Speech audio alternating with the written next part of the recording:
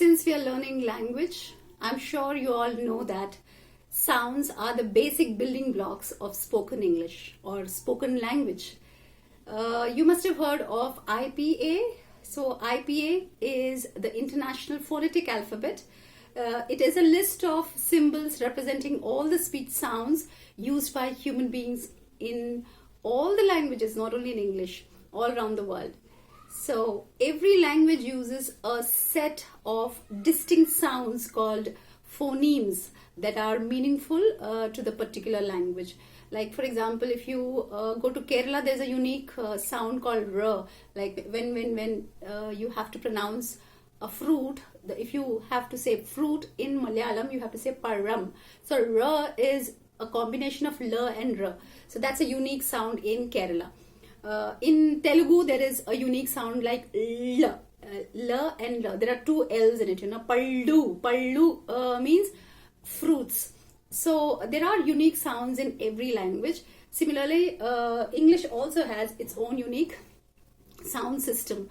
So we can use IPA symbols in order to represent phonemes of that particular language and the pronunciation of the words in particular. So this written representation is also called as a phonetic transcription.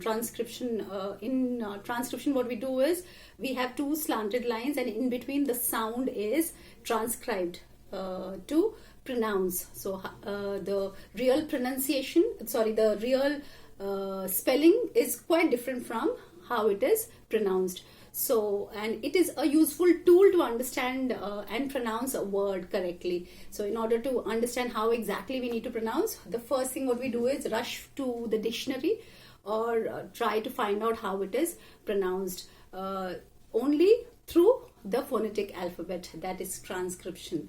So such a transcription is placed between two forward slashes, I already told you. So I have actually written down the basic sound system in the chart here.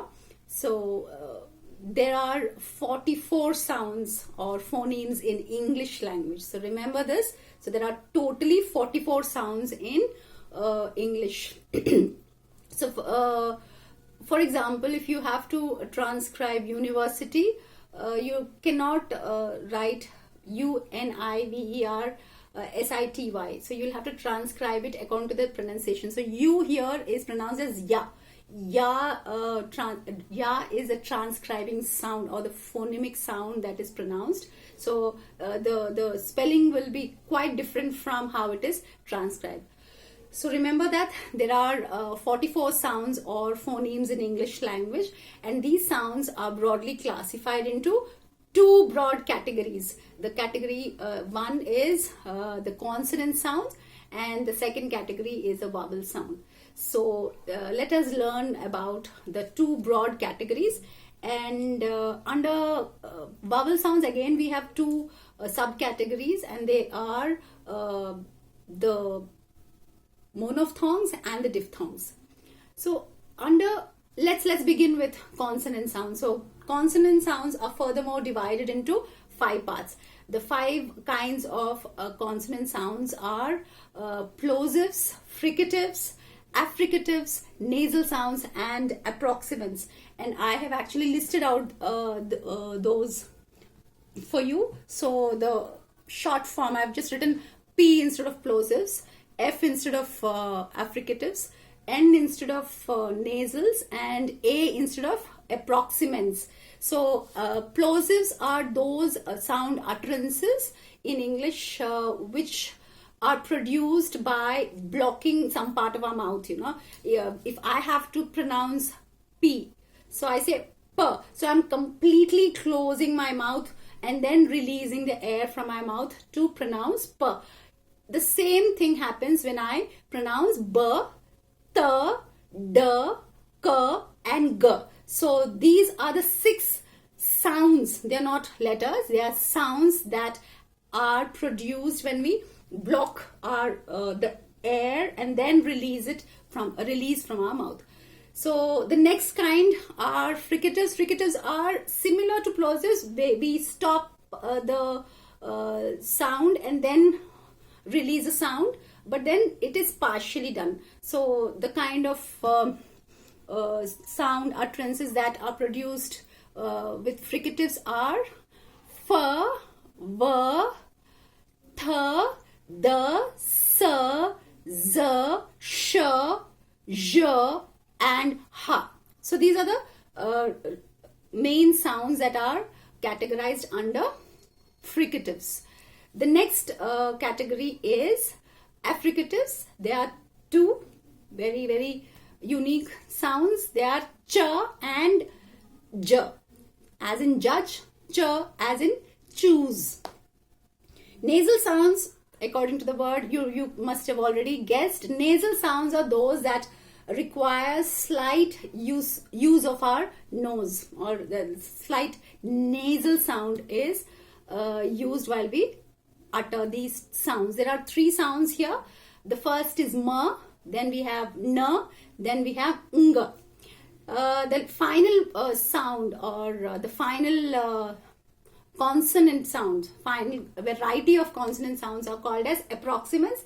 And approximants are, in Hindi it is very easy, ya, ra, la, va we say. So in English the order is a little different. It is la, ra, va and ya.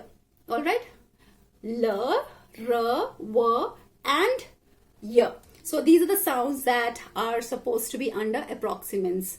And now these sound utterances are characterized or categorized in a manner in which they are uttered, the manner in which they are uttered, and which part of the mouth is used in order to utter. So accordingly they have been categorized. Under vowel sounds, we have two categories, as I said, monophthongs and diphthongs. Monophthongs are the sounds that are just single vowel sounds. So what are the vowel sounds? Forget about what are vowels. Just tell me what are vowel sounds. So very easy, simplified vowel sounds. For Indians, it's easy to understand. Vowel sounds are a, e, u, a, I, o. Oh, all right. So these are the sounds of vowels. Why are they called vowels? Because there is no blockage of air while we utter these sounds. So they are categorized under vowels because there is no blockage while we utter these sounds. Diphthongs, on the other hand, are those vowel sounds that are uttered. They are pronounced or articulated one after the other. Two vowel sounds, while we utter these together, they are diphthongs. Two vowel sounds consecutively pronounced or uttered are called as diphthongs. So they are I, a, air, I, ua, oi, eu, and ow. So these are the diphthongs. I think diphthongs are not visible for you. So these are the diphthongs that are categorized under diphthongs, the sound systems. All right. So with this, I think we will have detailed understanding through the PPT where I show you the vowel sounds and consonant sounds in a very distinct manner so that it's easy for you to understand.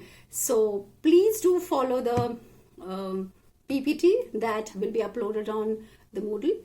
So see you all in the class. Thank you so much.